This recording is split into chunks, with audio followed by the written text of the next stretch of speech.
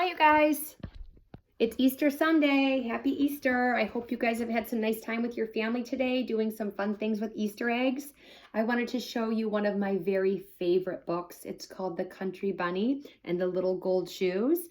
I'm not going to read it exactly word for word, probably more till I get to the end of the book. I'll start reading the text more, but I really wanted to show you the most beautiful pictures. And I can kind of sum up the story in my own words. It's definitely one of my favorites. I've loved it for a long time.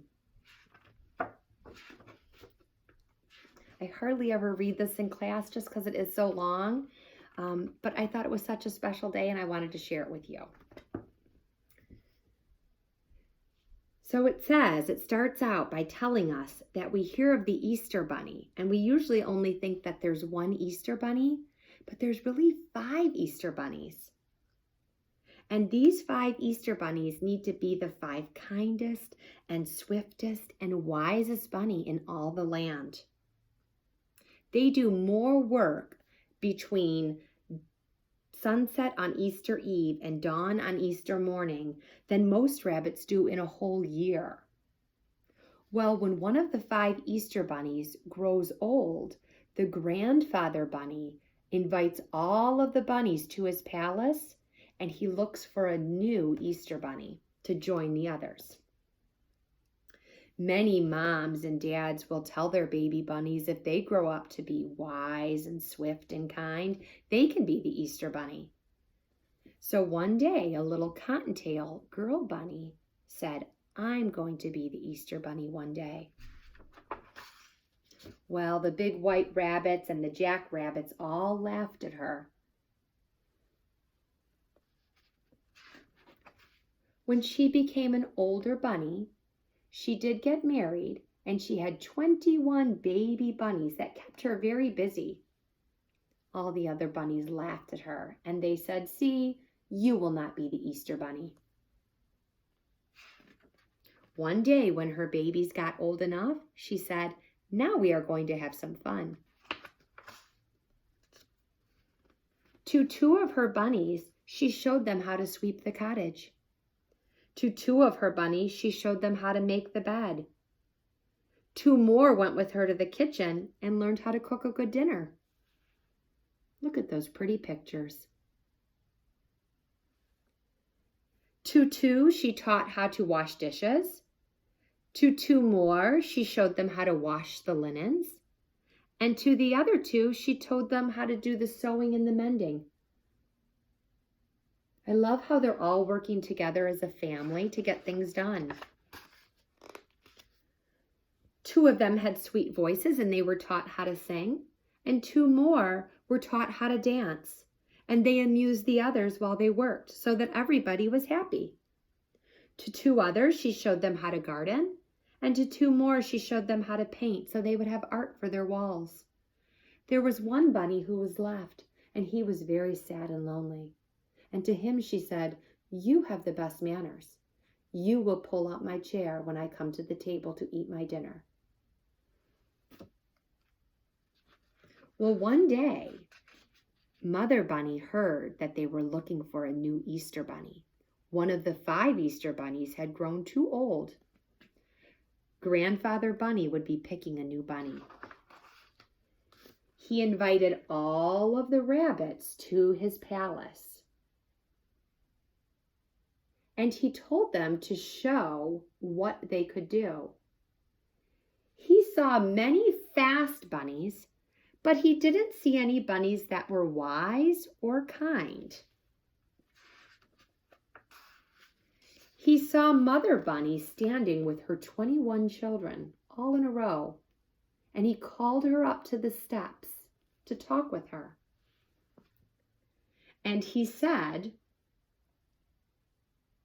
sorry, hold on, you guys, I gotta find my place here. He said, "What a large family you have. I suppose they take all of your time." And she said, "When they were babies, that was so, but now they are so well trained, they do the work for me." And he said, "Ah, you must be very wise to train so many children. And do they always hold their ears up so prettily?" "Indeed they do. I think they carry their ears better than any other bunny. And he said, patting the nearest bunny, "Then you must be very kind indeed. Such a happy home that bunnies want to hold their ears up so nice and straight. I am going to make you my 5th Easter bunny, but you still have to show me that you are swift. Are you swift?" And she whispered something into the little bunny's ears, and all of a sudden, they ran away. In no time, Mother Bunny chased them all and had them back in a straight line. And Grandfather Bunny said, "You are also swift. You will be my 5th Easter bunny." And he called her to the castle the next day. The next evening she went, and she wore her old country bunny clothes, but the other Easter bunnies did not laugh at her because they were too kind and too wise to do that. When she went into the castle, she saw all of the eggs. There were eggs made of gold and silver, eggs that glittered like snow, chocolate eggs, marshmallow eggs, eggs for all kinds of children, eggs for sick children, eggs for healthy children, eggs for everybody. And then, as soon as it was dark, for the children to be asleep all over the world, the old, kind, wise Grandfather Bunny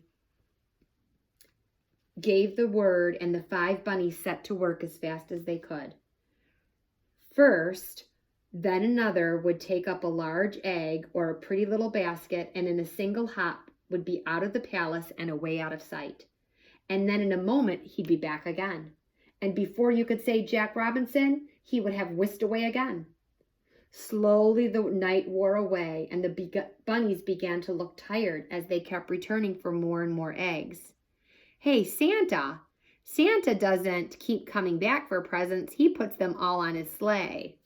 But the Easter bunnies sound like they keep coming back and forth to get more.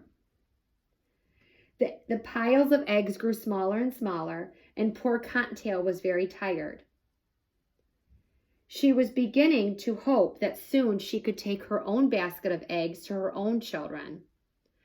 The wise, old, kind grandfather called to her, and when she went close, she saw that he was holding in his hand the loveliest egg she had ever seen. Trying to get you the picture. There you go. This is one of my favorite pages. When she went close, she saw that he was holding in his hand the loveliest egg she had ever seen. It glittered like a diamond. "Peek through and see what you shall see," he said. So she peeked. Wouldn't it be neat to peek in an egg like that? Through the little hole in one end, she saw a beautiful scene with a sleigh and a lake with people skating on the ice. And he said, "Because you have such a loving heart for children, I am going to give you the best but the hardest trip of all." Far off, over 2 rivers and 3 mountains, there is a great mountain peak. And in a little cottage on that peak, there is a boy who has been ill or sick for a whole year. He has been so brave. He has never once cried or complained. The mountain is so high and there's ice on top, and it will be hard to climb. But if you get there, you will give more happiness than any other Easter bunny. She picked up the egg very gently and went hopping away on her journey. She crossed the first river and then the second. She went over the first mountain and then another, and yet another, until at last she reached the highest mountain of all. She was very tired when at last she got to the bottom of the great peak, and her heart failed her when she saw how high it was, and how slippery with ice and snow on the top. But holding the egg very carefully, she started hopping up. At last she reached the ice and the snow, and now she was almost to the top, and she could see the little cottage all covered with snow where the little boy was sleeping. And then a terrible thing happened. Her foot slipped, and down she came. Downward she flew into snowdrifts, and then she left the ice and snow and rolling and bouncing against the stones, and she felt the air getting warmer. Down she went, and she crashed into a tree. She tried to rise again because she saw a lovely pink light in the sky, and she knew that in a few minutes it would be day, and the little boy would be so sad if he didn't get his egg. And then she felt somebody touch her shoulder. And it was Grandfather Bunny, and he smiled and he said, "You are not only wise and kind and swift, but you are the bravest of all the bunnies, and I shall make you my very own gold shoe Easter Bunny." And he gave her a pair of golden shoes. And before she knew what was happening, she found herself flying high in the air. Over the pasture she flew, and over the laurel and over the stones, and at last she landed all the way on the top of the mountain, and she was at the cottage. And there was a tiny crack that had been left open of the window just in case the bunny came. And in the hand of the beautiful sleeping boy, she placed the egg.